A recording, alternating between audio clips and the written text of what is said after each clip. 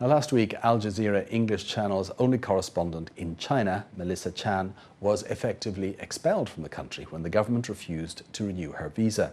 Al-Jazeera said the authorities had so far refused to allow a replacement journalist, and so it was forced to close its Beijing bureau. Chan had been Al-Jazeera China correspondent since 2007. In a statement, the Foreign Correspondents Club of China said it was appalled by the decision by the Chinese government and called it the most extreme example of a recent pattern of using journalist visas in an attempt to censor and intimidate foreign correspondents in China. Now, China's foreign ministry refused to explain its action. In a rather surreal press conference the day after Chan left, 14 out of 18 questions were about her expulsion. Foreign Ministry spokesperson Hong Lei simply repeated the phrase, "Foreign journalists should abide by Chinese laws and regulations." He insisted that he had answered the relevant questions, and at one stage, in a bizarre for me to know and you to find out moment, said, "The media concerned know in their hearts what they did wrong." Well, all of the 14 questions concerning Chan were erased from the official transcript of the press conference. The US State Department said it was disappointed in the Chinese government and that to its knowledge Chan had operated and reported in accordance with Chinese law. Melissa Chan is a US citizen. So how do Chinese net users feel about what happened to Chan and the closure of the Al Jazeera English bureau in China? And what kind of reasons do they think led to the government's move? Well, to get an idea, let's now join our researcher Esther Dung, who's standing by in the newsroom. Okay, first of all, Esther, what sort of reactions have you seen from Chinese net users to this whole affair? Well, based on the comments I've seen, net users' reactions vary quite a lot. A certain number of them feel quite angry and are expressing their disappointment as they think they've lost a window for information. First, listen to Gu Xijun on Yahoo.com. How can our government be so mean? And Ye Wumian from Sichuan sounds rather pessimistic. So let's be treated by the national broadcaster CCTV every day. It's so hard to see real news in a domestic media.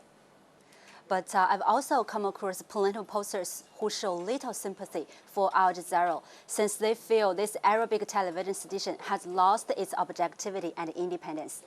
Like Tu Fei, who remarks on club.china.com.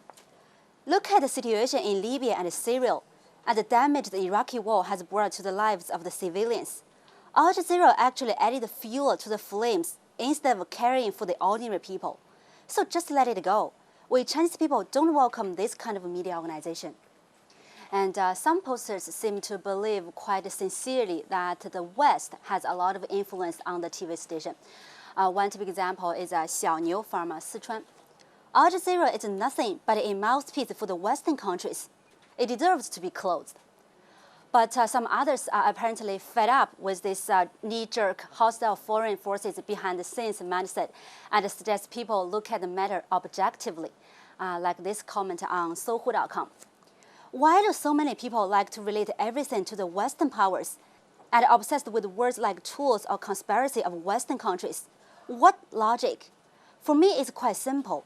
If what the Al Jazeera reporter said is true, then we should try to solve the problems. If what he said is not true, then just respond with the real information. Okay, putting those arguments to one side for the moment. As I mentioned, the Chinese Foreign Ministry has refused to say why this reporter was singled out and what law she had broken. So what kind of reasons do Chinese net users think led to this?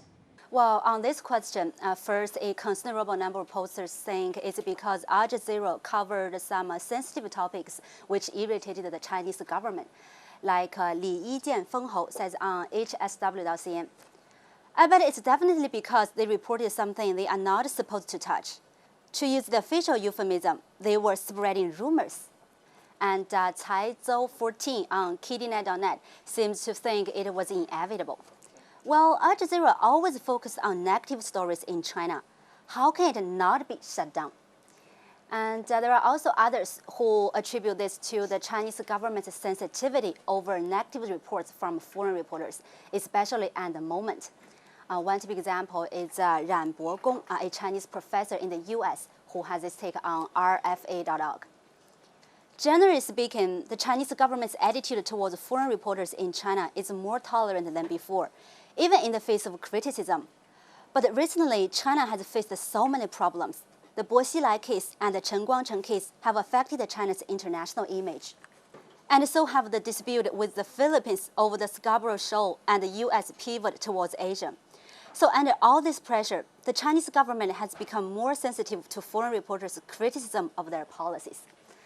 Well, this anonymous poster on blogspot.com has this rather interesting take on why Chen was the one singled out for this treatment.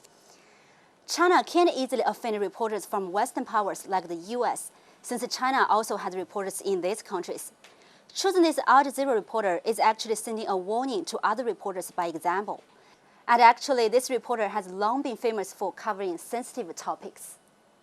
Finally, Esther, with China's increasing influence on the world stage and the increasing need for information in China, more and more foreign reporters will be interested in what's happening here and presumably coming here, whether the government likes it or not, and it can hardly kick them all out. So any suggestions on how the government should treat the Foreign Press Corps and also how they in turn should behave as they work here in China? Oh yeah, definitely. Based on the comments I've seen, both the Chinese government and the foreign reporters in China have plenty to do. First, a suggestion for the Chinese government from Li Weiqin, a college professor. Reporters prefer negative stories to positive ones. The government is certainly happy with positive coverage, but they should be tolerant enough to negative reports as well, as long as these reporters stick to basic journalism principles.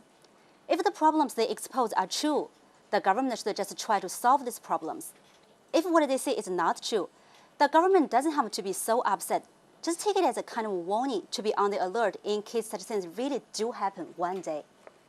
Well, Shan Renping has this for foreign journalists on liangjian.com.